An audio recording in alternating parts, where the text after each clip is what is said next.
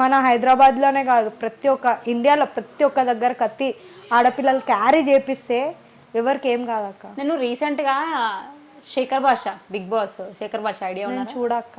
Okay, అందులో తను ఇప్పటివరకు షీ టీమ్స్ ఉండే, హీ టీమ్ కూడా మాకు కావాలి అని చెప్పేసి.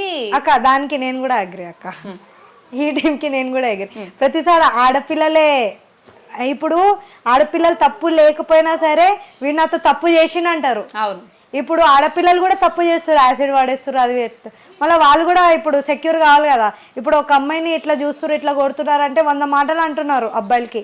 షీ టీం ఉంది, వాళ్ళు భయపడతలే, ఏది ఉన్నా షీ టీంకి కంప్లైంట్. ఇప్పుడు అబ్బాయిలతో జరిగితే చేయి లేపలేరు, చేయి లేపితే కేసు.